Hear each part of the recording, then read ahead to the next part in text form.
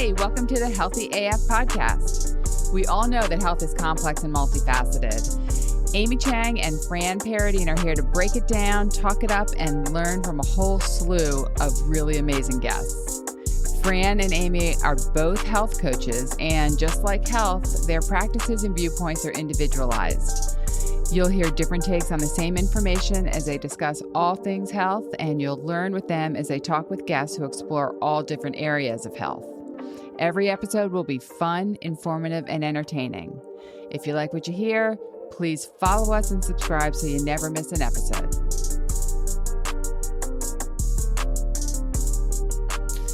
Hi, Amy. Hey, Miss Fran, how are you? I'm wonderful. How are you? I am pretty good this morning. It's raining, but I got my bike ride in, so I'm available for human consumption now. I don't feel like I'm awake until I get that done. Well, that's a great way to start the day all Yeah. the time. I'm actually up in New York, so we're a little farther away this week. Oh. Yeah, taking my son to college, so it's a little bit of a bittersweet week for me, but get to catch up with some good friends along the way. So, Yeah. Is there anything you need to do before we start the podcast? nope, I'm Okay. ready to roll. So you've had your cry, you've had your coffee, you've had your, morning yoga or whatever you're going to have, and you're good to go? I'm good to go. Absolutely. Good, because I'm stoked to have this conversation with you. I know. This is a topic that is not talked about enough, I don't think. So Yeah. let's tell everyone what we're going to focus on today. I think this was kind of your baby a little bit. So why don't you do a little bit of the intro? Yeah, it really was my baby. So, moving down here to Wilmington, of course, I got to meet tons of new people because that's what you do when you move, right? And one of the first people I met will be a guest on our show in a later podcast. And he's an amazing, amazing guy. Got his hands in lots of nonprofit service work. But the thing that really sort of interested me right off the bat, because I haven't thought about it that much, was he opened up a grocery in a food desert. So, food desert, like what the hey does that mean? Where are they? What are the impacts? What are the impacts on individuals? What are the impacts on our community health, our global health? And then in researching some of the impacts for that, like the financial impacts and the growth and development of that community that has the food desert. So it was huge. And once I pulled the string, the hanging thread, like the whole dress unraveled. And I can't wait to sort of bring something that I think is in the blind spot of a lot of my peers, certainly in my blind spot. And I Yes. think the blind spot, a lot of the people that I live and commune with on the daily about food deserts. Yeah, and I am fascinated to hear what you have learned and to have our guest on in the future, because I think he has filled a huge need, and we need more people like him around.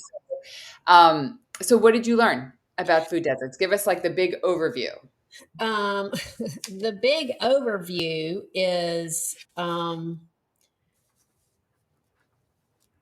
that the people who probably need optimal nutrition the most get it the least.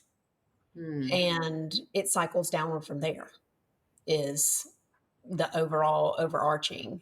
And it's just a blind spot. It's just a lack of awareness.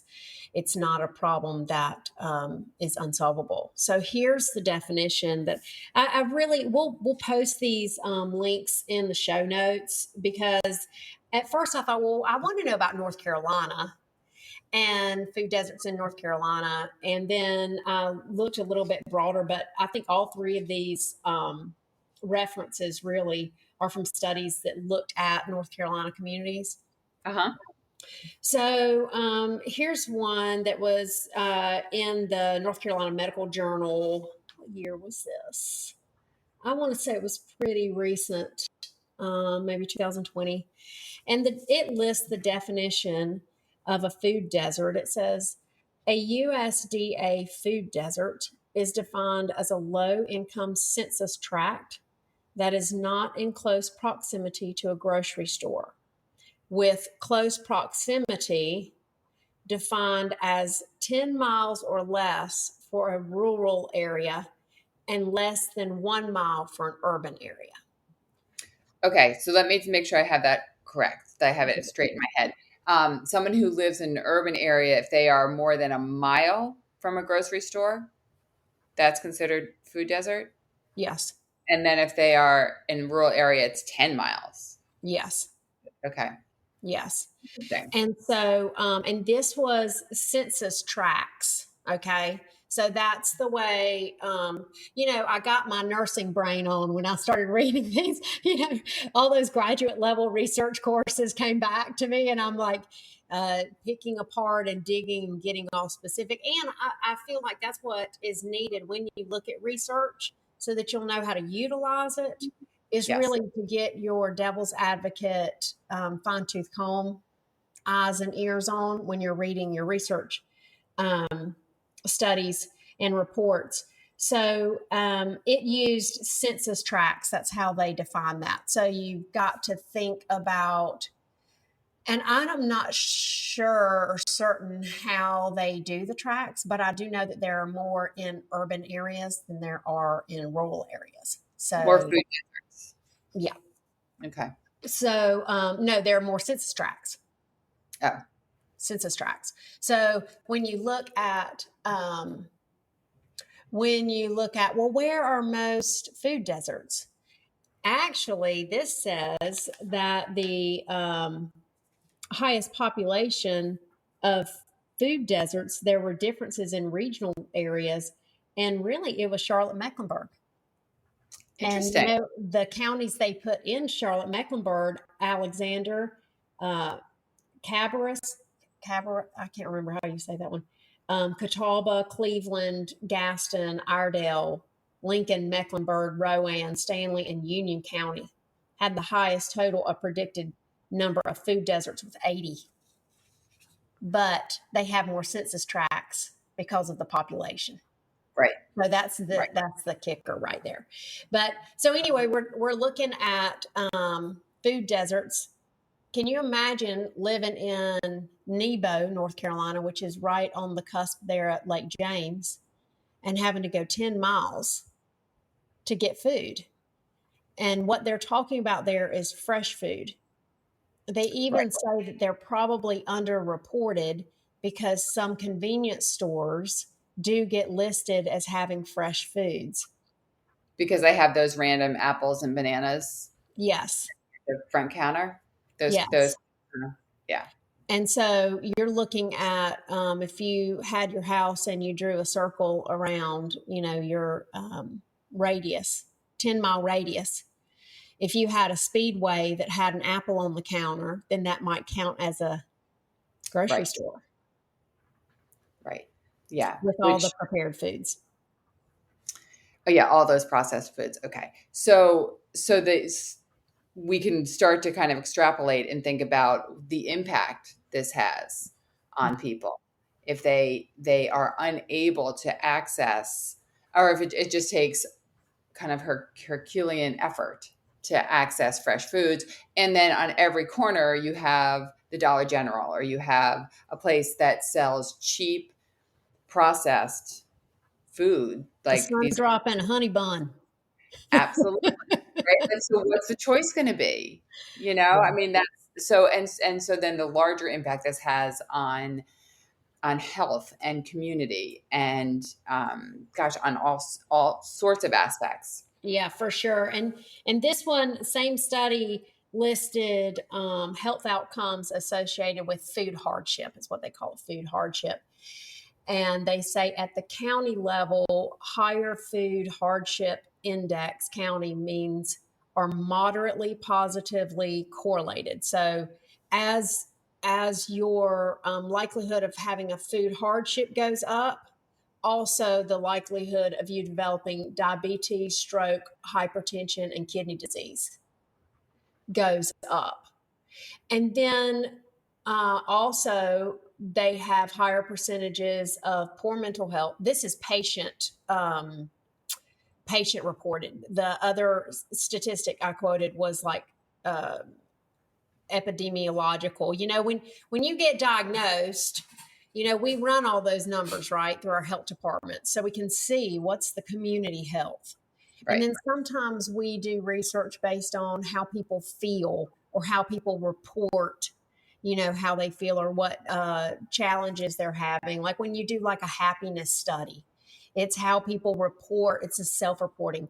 So self-reported higher percentages of poor mental health, poor physical health, and lower life expectancy. So we're talking about people, and this is good because it's documentation of people with higher prevalence of diabetes, kidney disease, stroke, hypertension, and lower life expectancy. Right. But this is correlation. This is not cause. Right. So it is correlation. It is not cause. So they're not saying that because they live this far away from. No.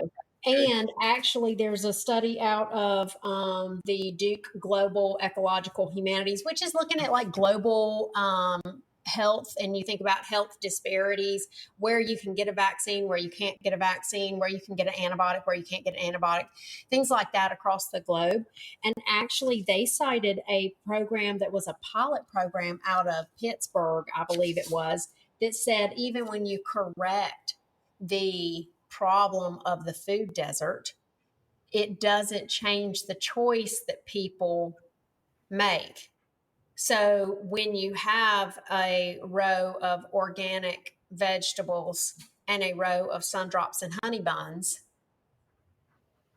that it doesn't mean that the people are, oh my gosh, I'm so excited. Look, we've got organic vegetables that I now have to take home and cook. Right. I have to know how to cook. I have to be willing to not ruin it, because I have ruined some, organic foods in my days of cooking that I'm like, well, there's $50 down my drain. And so they have a little, now when you say pilot study, of course, it just means a teeny tiny study. So it's hard to extrapolate that to your practice or what you choose to do or how you make policies, because it's just a tiny study.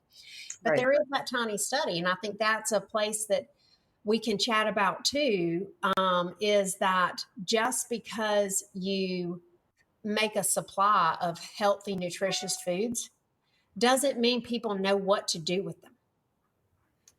Right. Now, it doesn't mean they know what to do with them, or that they want them, that they enjoy the taste of them. Yeah. I think that that's one thing that I've certainly learned in my health journey, is that when you crave what you know, right? And so if you're used to having sweet all the time, you're going to choose the chocolate bar over the apple. And it's not until you make the concerted effort to kind of repeatedly choose the apple that you then your taste buds actually change, like your cravings actually change, and so it's a process. And so it makes sense that even though it's a pilot study, it does make sense that people's choices don't all of a sudden change to a healthier choice because they're offered it. Yeah, I totally agree. And like in my case, I was exposed to fruits and vegetables in my household growing up. In the summer we had a garden for a purpose, and it was to ease the financial burden on the Thompson family. And I didn't like vegetables. And so as a grown-up mom trying to cook vegetables for my family, I was like, I don't know what texture they're supposed to be cooked well. I don't know what seasonings go with them, or even like sauces, or what you can do with them. And I don't know how they're supposed to taste. Right. And I don't like them, so I'm not going to taste them. So it was You like, still don't like them as an adult. So this is not just a childhood thing. But this right. So this kind of translated into adulthood because it's what you know. It's what it's what the choices you made earlier on that are still impacting you yeah, today. So so I think that's actually a place to think about. Like, so if it's not just offering healthy foods to people, like if that's not the answer, what else needs to happen in these food deserts? Because clearly, I mean, I know it's not causation, it's correlation, but I yes, think the more we know about how important fresh fruits and vegetables are to health in general, um, and if it's not just offering it to them, what other pieces need to be put in place, do you think? okay. So here's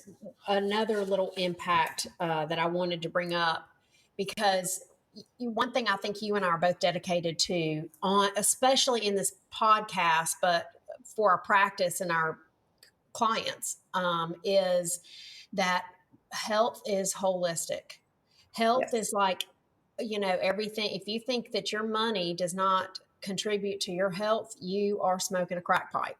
You know, if you're worried about your money, if you can't afford to get services, that does, and how you relate to money. Like, is it stressful for you? That all that really relates to your health. And so, this little study out of the Duke Global Health, this was a great little paper to find. Has this, it's a rather long quote, but I'm going to read it because I think it's significant. It says, along with experiencing shorter than average life expectancy, families living within the bounds of food deserts are also subjected to decreasing wealth as time passes. So that's, we're Hmm. talking about generation. By their very nature, food deserts are located in areas of low population and low income. You think about those rurals and those urbans, right? But as time progresses, these two characteristics are exacerbated. As wealth abandons a neighborhood, businesses follow. This means that all too often, when new stores do open, they choose areas of relative wealth and prosperity. Without new businesses to bring economic attention to a neighborhood, that neighborhood will get less wealthy over time. This trend of decreasing wealth represents a positive feedback loop in which low initial wealth causes even lower wealth to develop within a population. Additionally, food deserts have long-term impacts on the economic success of the children raised within them.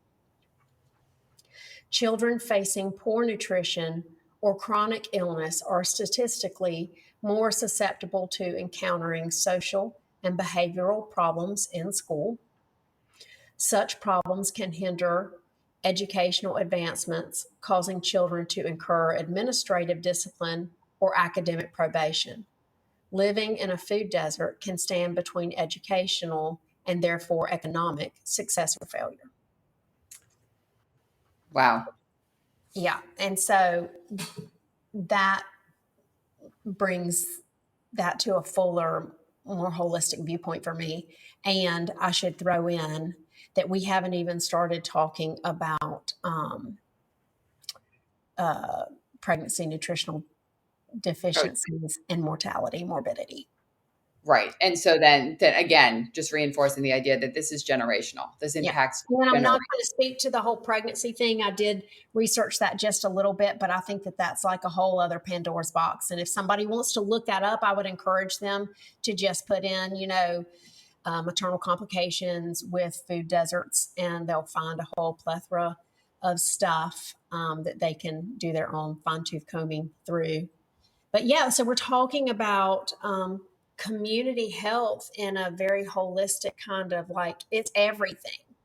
Right. It's, you don't have cash, so you eat like poop.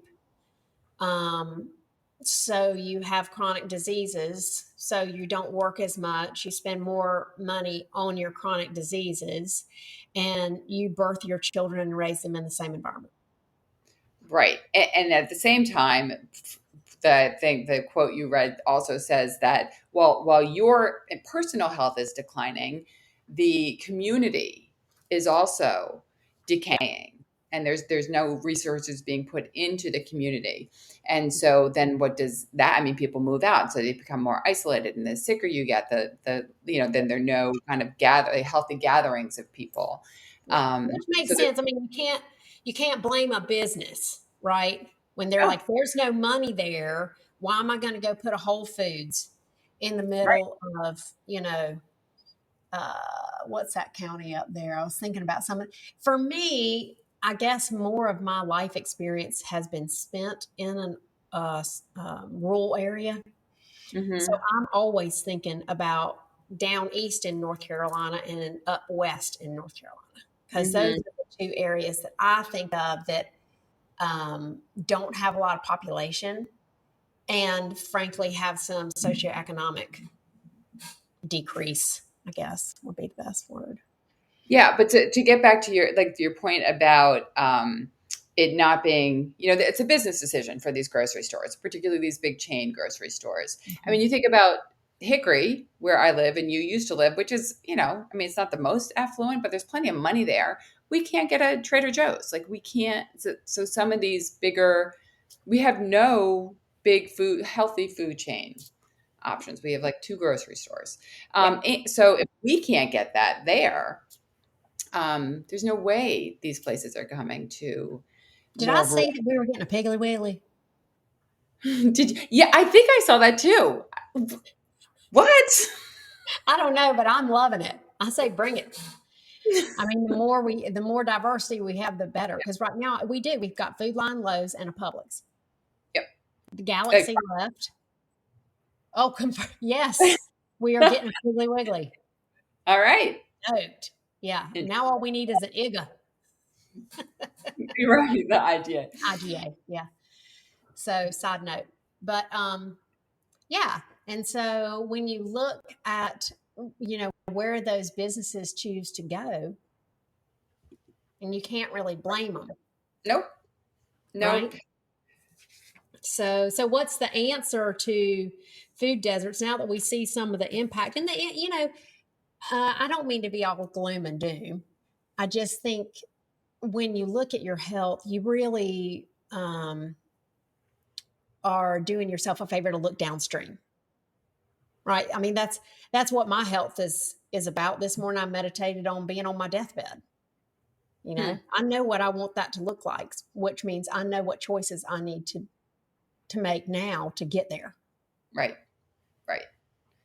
And so when you look downstream of an area that has no access to good food, then you are looking at people who are going to start out with no cash and then run into all these challenges because there's no access to food. And then once we take away the problem of access, which Atiba successfully did with his Front Street market opened in Wilmington in a food desert, then you got to look at what do we do with fresh fruits and vegetables?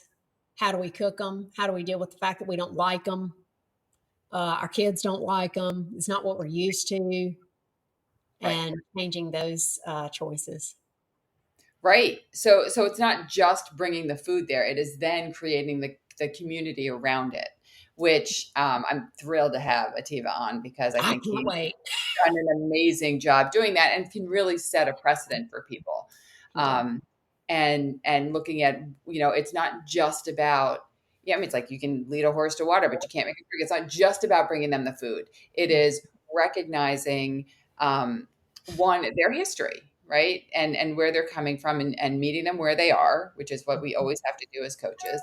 Um, and two, creating giving them information, which is what about what, but also creating the environment where they get excited about that information, that they kind of recognize that they're doing something not only proactive for them and their health, but for the community and for the generations to come. And creating that energy around food and around around cooking and around creating recipes and sharing recipes. And I think that's the beauty of what Ativa has done. Mm-hmm. Yeah, I do too. And I'm glad you brought up that word energy, because it requires energy to Yes. create all of it.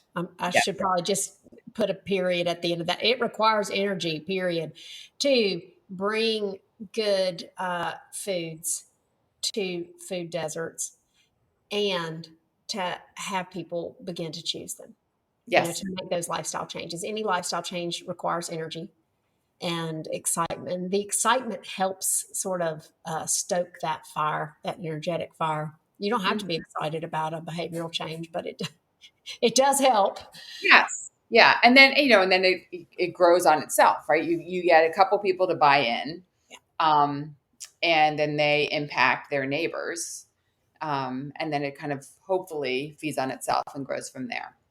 Yeah, for sure. For sure. Well, I hope that this little tiny podcast segment has generated some curiosity and some awareness of like really how lucky we are that we can just drive right down to the Lowe's, because I have the money to have the car to pay for the gas, to go to the grocery store and afford the groceries that I choose to have, instead of being 85 years old and in the Wilmington heat, walking over a mile to pick up some groceries from the dollar store that has an apple sitting on the counter, so that then I can haul those groceries back to my apartment. Right. Yes. Yeah, I agree.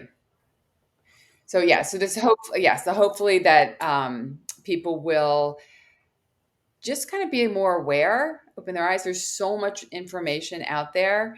And I think if they tune into for the next one with Ativa, they will really learn the amazing impact making these changes can have on a community. So stay tuned for that one. All right. Hey, as always, it's such a privilege to be with you, Fran. Absolutely. And it's such a privilege to be with all of you listening. We appreciate, I'm speak for Fran in this instance.